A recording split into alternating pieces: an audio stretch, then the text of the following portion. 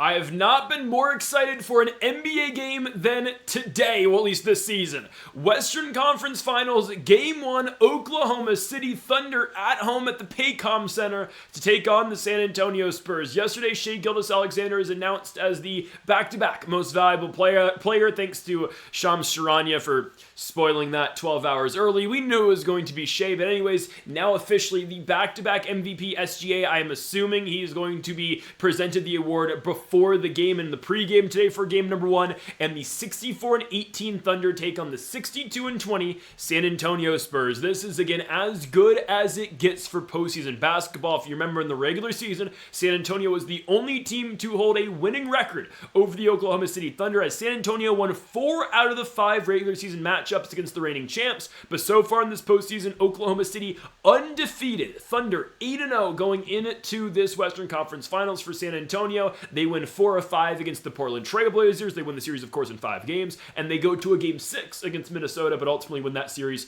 4-2. So this is as big as it gets here at the NBA postseason. And I will say real quickly before we start the video, I understand why this is getting comparisons to the NFL's NFC Championship game this past season with the Seattle Seahawks and the Los Angeles Rams. Again, going into the NFC Championship game, we all felt like the winner of that Seahawks-Rams game was going to end up winning the Super Bowl regardless, and we felt like the two best teams in the NFL that season were both playing in the NFC. I do get the comps here as well. I know the Cavaliers yesterday did beat the Detroit Pistons because the Pistons, well, just didn't show up for a Game 7, and at the same time, too, the Cavaliers got some crazy calls in the first half, but that's neither here or there. It does feel like the two best teams in the NBA are playing in this Western Conference Finals, and yes, there is still an NBA Finals afterwards, but most likely the winner of the Finals is coming out of this series, and I cannot wait. Folks, before we get into the video, make sure to hit that subscribe button down below for some more daily NBA best bets here on the channel. Tomorrow we'll be back again for Game 1 of the Eastern Conference Finals, now from the Garden in New York between the Cavs and the Knicks. Also on the channel earlier today are MLB best bets, so come make sure to check those out if you have not yet. And on Greedo Plays MMA this week, our PFL Brussels full card predictions with Patrick Habaroa and Benson Henderson in the main event. And later today, our PFL Mania predictions, Pride of Arabia, later today, again on Greedo Plays MMA. Go subscribe over there if you have not yet. Let's go! First of 3 best bets today for the NBA, of course, like normal, with just there only being 1 game on the schedule today.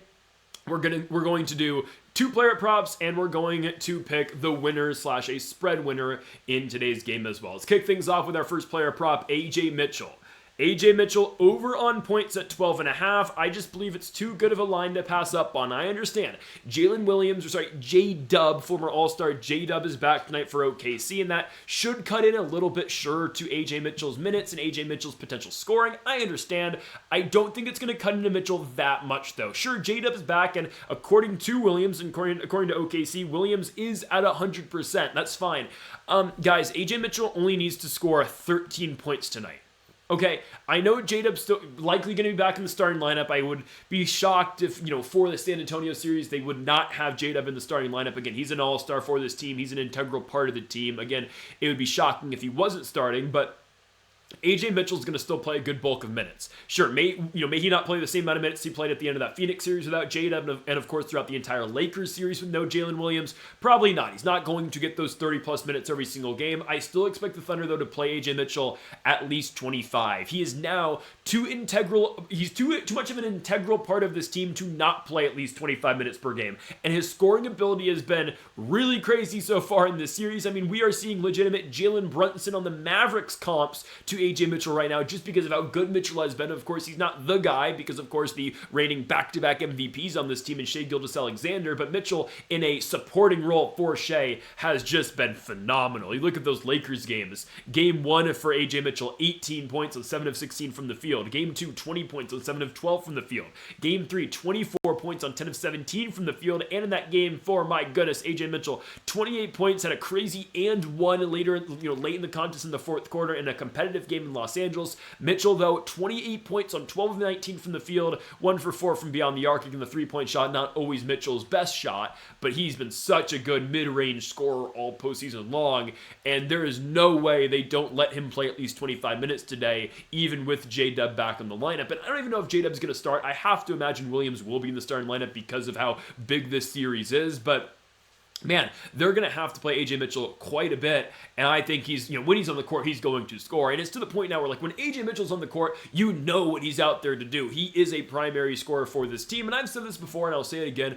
OKC's lineup, when they run a lineup, and I think they can still do it now, but they ran a lineup against the Lakers that was just so nasty. They ran Shea, and I understand defensively this might not be the best lineup, but they ran Shea, AJ Mitchell, Jared McCain, Chet Holmgren, and I think it was Hartenstein was their fifth. It might have been a Hartenstein or Case. I think it was Case and Wallace. It's either Case and Wallace or Hartenstein. I think it might have been Wallace. Regardless, when they run that lineup, oh my goodness. Because, you're so concerned about Shea, but, AJ Mitchell can score off the dribble. AJ Mitchell can drive. He can finish at the rack. He can hit mid-range shots. And if you give Jared McCain just a little bit of separation from three, he's going to knock those down. My point being with OKC, they've got so many guys who can hurt you, but they've really found something with AJ Mitchell, and he's really taken a step up this year into being a legitimate starter for this team. And the craziest thing about AJ Mitchell, he's under contract next season for about $3 million.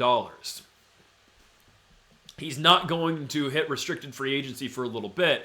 It's absurd. They have a player, they have a team option next year on AJ Mitchell, and of course Oklahoma City is going to accept that. Now, will Mitchell's future be at OKC post next season?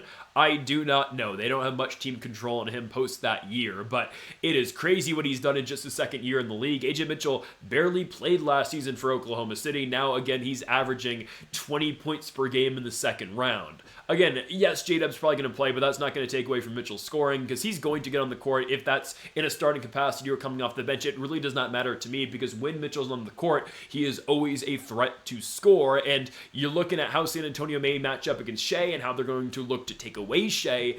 It helps everybody out in the OKC lineup when Shea's doing his thing 100%, and Gilgeous-Alexander struggled early in the Lakers series, but by the end of that series, of course, he showed why he is the most valuable player in the league as SGA scored 35 in game number 4 to ice that Lakers series in a very competitive game 5, don't get me wrong, but when Shea's playing well, it helps out AJ Mitchell. When AJ Mitchell's playing well, it helps out Shea. And I know we're talking about AJ Mitchell like he's Shea's equal, which, again, I don't think you could say that in terms of scores on this OKC team. But, again, if AJ Mitchell's a legitimate option to score off the dribble, create his own shot, it takes a little bit of the defensive focus away from Shea Gilgeous-Alexander, and that's all that that's all that these other pieces on OKC are trying to do, try to take a little bit off Shea so Gilgeous-Alexander is not forced to doing everything on this team. That's what we saw again down the stretch in Game 4, where you see Chet scoring a little bit, you see McCain shooting those threes, you see Mitchell creating his own shot as well. Again, Shea in Game 4, 35 points, AJ Mitchell in that game, 28 points, Holmgren 16, McCain 13. Those are the only 4 double-digit scorers for Oklahoma City in that game. But I would tell you again, AJ Mitchell's nasty, and he's going to go over the points tonight. Even if Williams is starting, I don't know truly how many minutes J-Dub's going to go, and AJ Mitchell can hoop and hoop like none other. So I'm going to go Mitchell over 12.5 points. I think he's getting 20. I think it's a really good chance AJ Mitchell's the second leading scorer for OKC tonight, of course, just behind the reigning back-to-back MVP in Shea Gilgeous-Alexander. Moving on now to our second best bet of the video, we go to an under on Victor Wembanyama. Okay, guys, I think Wemby's going to score. I think he's going to score points in this series. But I will tell you right now, and we're going to pick a winner. I'm going to tell you my overall outlook on the 7-game series between Oklahoma City and San Antonio in a second. But the way that OKC is going to play Victor Wembanyama, there is going to be absolutely nothing easy for him the entire way. Because what OKC is able to do and what Chet Holmgren's able to do is guard Wemby wherever he goes. Am I telling you Chet's going to straight up win a one-on-one matchup against Victor Wembanyama all night long? No. Okay, Victor Wembanyama is going to score. Again, the guy's an alien, and at his size and the presence that he has, yes, it's going to be very difficult to take him one-on-one. But I will tell you, if any player in this league is going to be close, it is going to be Chet. And I understand, for the most part, Victor Wembanyama has won the matchups this season against Chet Holmgren. And, well, it's hard for him not to. Victor Wembanyama is, 7'5", basically, and Chet is a very tall dude in his own right, but Chet is only 7'1" tall. And yes, that means Chet's at a height disadvantage against Wembanyama. And of course, Wemby's just an absurd player. But I do think Chet can hang with Wembanyama better than almost any player in this league. And Chet, now after multiple assignments already this season against Wembanyama, knows fully what to expect. But going back to my point again on Wemby and on this specific player prop going the under on threes for Wembanyama tonight, OKC's not going to let Victor Wembanyama get those opportunities from beyond the arc because most teams are content with saying, okay, you can beat us everywhere. You can beat us, Wemby's such a freak of nature. He can beat us attacking the paint. He can, beat us on putbacks. He can beat us in the mid-range. The one spot where his game, and I'm sure Wemby would tell you this too, the one spot of his game that's not completely polished is by far the three-point ball. You'll see games where Victor Wembanyama, if I'm not mistaken, it was game 1 against Minnesota. He went 0 for 8. Yes, game 1 against the Timberwolves in the Western Conference semifinals. 0 for 8 from 3. And sure, of course, he completely turned that around in game 3 in the Western Conference finals in Minnesota, where he hit that big clutch time 3 to ultimately win the game for San Antonio. 100%. It can be a nightly thing for Wembanyama, but that's the one part of his game that isn't completely polished. He's an all-time shot blocker. Going to have the 12 blocks in game 1 of the semifinals, where half of those, goaltends and fouls, maybe. Well, who cares, right? He's an elite shot blocker. He's an elite defender, and he can attack the paint. He can score because, again, the guy's 7'5" tall. The one part of the game that he's not completely polished is the three-point ball. But most teams are so content on Wembanyama, shooting that three-point ball because they're so concerned about everything else. And they don't have, the big to get out there and guard him at the perimeter. Rudy Gobert had a really good playoffs. I don't care what anybody says. Gobert had a really good playoffs. He dealt with Nikola Jokic really well. And in that, in that series against San Antonio, yeah, it's a struggle against Wembanyama, but I don't think Gobert played particularly bad. Here's the thing about Victor Wembanyama against the Thunder. OKC is going to, or I guess Chet is going to be able to get out to the perimeter to guard him all game long. OKC's going to send Chet the entire way because I believe that the Thunder believe enough in Chet to the point where, okay, if Wemby's the top of the key and we're gonna close out on his three-point shots, we're not gonna allow any wide open looks for Victor Wembanyama from beyond the arc.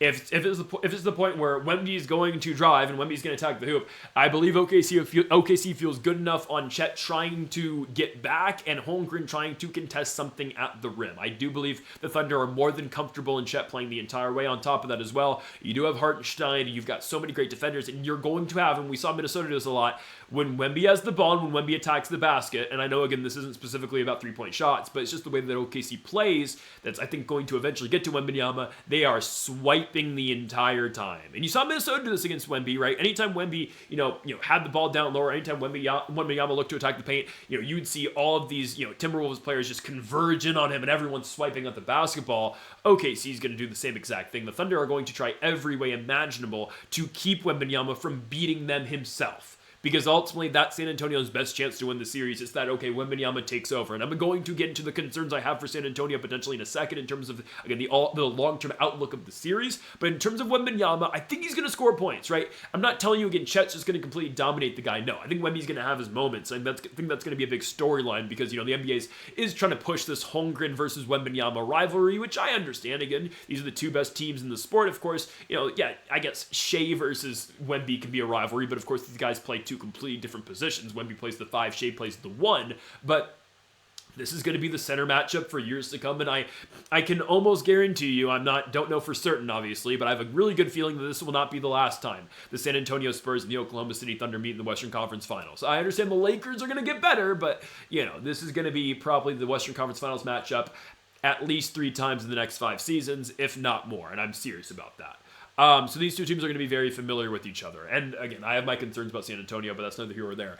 I just don't think Wemby's going to get too many looks from 3, and I think that OKC is not going to be a team that's going, and we've seen this so far in the season, right? Wembanyama, this guy's taken like 4 or less threes in every single game against OKC in the regular season. I understand it's regular season basketball, it's different, sure, but he just does not get that many looks from 3 because OKC treats him with respect everywhere to that point, but also they do feel good enough in Chet's ability to stay with Wembanyama the entire way, and their ability to double and converge on Wembanyama in the paint if he does blow by after potentially spotting up or being a threat from the three-point line or beyond the three-point line. So I'm going to take Wembanyama's under tonight in the three-pointers. It's under 1.5, so of course he can make one and we'd be fine. Again, it's a nightly thing for Wembanyama because, I mean, you look at that game 3 where he hits the clutch time threes against Minnesota. Only takes 5 all game long, but hits on 3 of them. Next game in game 4, of course, he got injured. Game 5, 2 for 5 from beyond the arc. Game 6, a blowout victory for the Spurs, but Wembanyama only goes 1 for 2 from 3 on the road. So it's a nightly thing, but I think just in terms of how OKC matches up against the Spurs, I don't think they're going to allow Wemby too many opportunities. And oh, by the way, if he does, decide to shoot a 3, Chet Holmgren's going to be in his face trying to block his shot, who, again, is going to be underrated in this series because of how good Wemby is, but Chet Holmgren is one hell of a player in his own right. I'm going to go under on the three-pointers made tonight for Victor Wembanyama, under 1.5 at -120. On to our spread prediction for this game and bet for this game. I am taking the Oklahoma City Thunder to win the game by more than 7 points, or 7 points or more. Okay, guys, I understand the hype on the series, and I am very hyped for it too. I think the general public's going to be a little underwhelmed with this series when it's all said and done. I think San Antonio is going to win a game. That's the truth. I think they're going to win a game in this series. I think Oklahoma City's winning tonight. Again, this can change on a nightly basis, 100%, but I think Oklahoma City is probably going to get out of here in 5. I'm not going to specify which 4 games I think they win out the 5, but I think some of these games are going to be close. Maybe. But I think the Thunder are going to pull away. And the script that I am believing in tonight is that we see a very competitive first half, and the second half the Thunder just pull away. That's how I see this game playing out. Maybe it's competitive until that fourth quarter, but there is going to come a point in this game where OKC is just going to pull away, and I think we might go into the fourth in a 4-point lead for OKC, but once that fourth quarter develops, that's when I do believe the Thunder officially pull away from San Antonio. There are problems with the Spurs lineup that I think are going to completely hurt them in this OKC series. For one, OKC plays really great defense, and there's going to be nothing easy for San Antonio all series long, and the main objective of that is to take away Victor Wembanyama. And why do you want to take away Victor Wembanyama? Force De'Aaron Fox to make plays. I know, again, I've been very harsh on De'Aaron Fox throughout this entire postseason, but I do think it's a valid critique on the guy. I do believe that at times that both Dylan Harper and Stephon Castle could do a lot more if they were in the position that Fox is in, especially Dylan Harper, because, of course, Stephon Castle plays a little bit different than De'Aaron Fox. Dylan Harper, I believe right now, if you give Dylan Harper the De'Aaron Fox minutes, I do believe the Spurs are just as good, if not even a little bit better with Dylan Harper. Harper's had a phenomenal postseason, don't get me wrong. They do not win Game 3 in Portland in the first round without Dylan Harper and his presence and his energy on the court. Same can be said, of course, about Stephon Castle. But if I'm OKC, I'm forcing the ball in De'Aaron Fox's hands. Force De'Aaron to make plays, force De'Aaron to shoot some men. He's not been that great at the season post first half of the year, and force legitimately anybody but Wembanyama. If the Spurs beat you off of Julian Champagnie threes, off of Devin Vassell threes, and hell, even Stephon Castle threes, and of course, yes, De'Aaron Fox threes as well, you tip your cap, right? But OKC plays good enough defense. They close out too well, and here's the thing, they are allowed to play physical defense. They are. It's just the identity that the Thunder have is that they're a great defensive team and they play physical. And once you get that tag on your team, well, then you're allowed to play a little more handsy defense than everybody else in the association. And that's what, again, Lou Dort is kind of known for. And now I will say, it will be interesting with both Wembanyama and Shea and the Spurs and Thunder, two teams that have gotten more than favorable calls and more than favorable, again,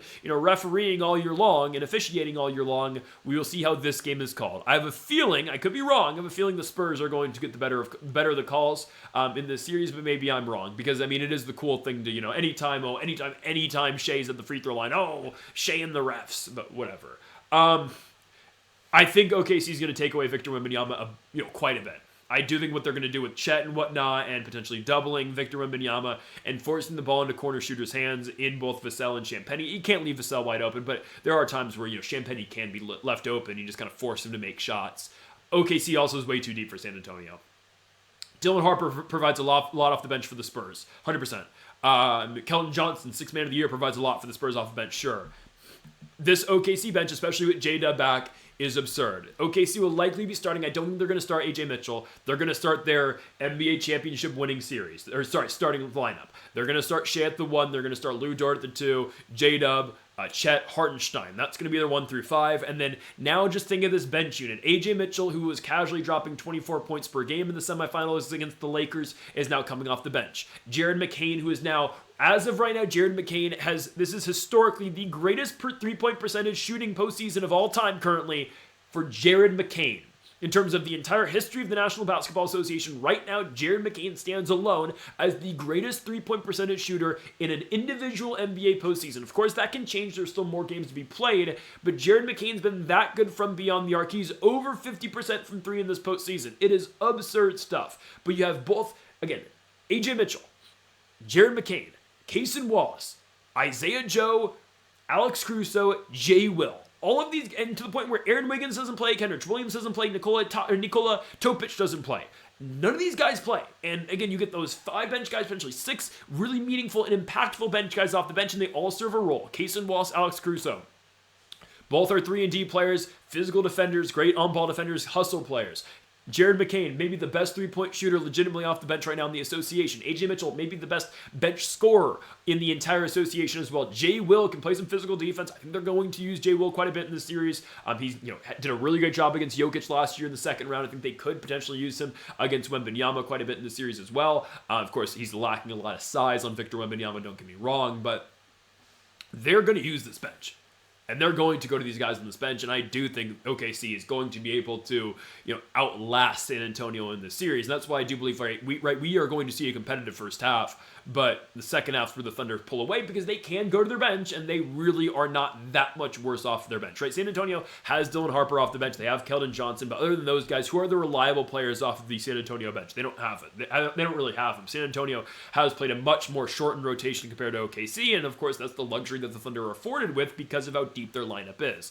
And as well, Shai Gilgeous-Alexander is the best player in the association, okay? I know it's the cool thing to kind of hate on Shai and whatnot because people just, hate on greatness. I mean, I saw this with LeBron James. I've seen this with Steph Curry. And yes, I'm willing to say that Shai Gilgeous-Alexander is on this level, back-to-back MVPs and on the brink of winning back-to-back NBA championships and legitimately starting a dynasty in Oklahoma City and becoming a legitimate all-time great. He is the best player currently in the NBA. He's the best scorer in the NBA, and he's the best all-around player. When Shai needs to get to a spot, he will get there. When Shai needs to knock down a mid-range shot, he's going to hit it. Yes, he does get fouled a lot, and yes, he gets some favorable calls at times, but, defenders are forced to get really handsy with Shai, and they're forced to be really physical with Shai, and, to Gilgeous-Alexander's credit, he knows how to get to the free throw line, and he knows how to draw contact. They're just too talented for San Antonio, in my opinion. Yes, the Spurs won 4 or 5 in the regular season. I do not care. In a postseason series, it's just a little bit different. And I understand I made that point, for quite a bit. Well, I think a Detroit and New York matchup, the Pistons would get the Knicks again. Difference is Detroit was the high seed. I know they're eliminated now, but they were the 1 seed, expected to likely, make a run. I know they got eliminated in the second round. But my point with that was I liked what Detroit did in the regular season against the Knicks, and they'd be the high seed, and they'd be expected, in my opinion, to do it again. OKC's the high seed here. The Thunder have home court advantage, and they are the experienced playoff team. This is still San Antonio's first run. We've said this before, they are ahead of schedule by far. But this is still OKC's turn right now. The Thunder are going to win the series. I believe in 5, but especially this game 1, it's going to be competitive until either midway through the third quarter or just early in the fourth quarter, and that's where the Thunder completely pull away. I think they win this game by about 12 to 15 points. It'll be competitive for quite a while, but the Thunder will pull away and win the contest. The problem I have with San Antonio, and I'll say this really quickly, is that De'Aaron Fox is on a 4-year extension after this, and you can't really improve your core. Yes, individual players and Dylan Harper and Stephon Castle will only get better and as they progress through time, but you can't add anything to the core because all of your money that you could be using on support pieces for Wembanyama and company, all that money is already being assigned to just De'Aaron Fox. That's the problem I have for San Antonio and Fox, he's had his games, but ultimately still a guy who I'm not in love with on the San Antonio team. That's not going to be getting any better down the line. And OKC is still going to be improving and is still going to be able to add pieces because of all their picks. They have a lottery pick literally at 12 this year in the draft. It's absurd stuff with Sorber and Topic coming back and playing big roles down the line as well. OKC wins it tonight, and they cover the 6.5, in my opinion, at home in Oklahoma City against the San Antonio Spurs. Folks, thank y'all for watching our NBA Best Bets here for May 18th and game number 1 of the Western Conference Finals. If you haven't yet, though, make sure to hit that subscribe button down below for more. Make sure to leave a like if you did enjoy the video. Make sure to comment if you disagree with any of the picks. We'll be back tomorrow for game 1 of the Eastern Conference Finals from Madison Square Garden between the Cleveland Cavaliers and the New York Knicks. So make sure to join us for that again tomorrow. Folks, thank y'all for watching. Make sure that subscribe button down below for more.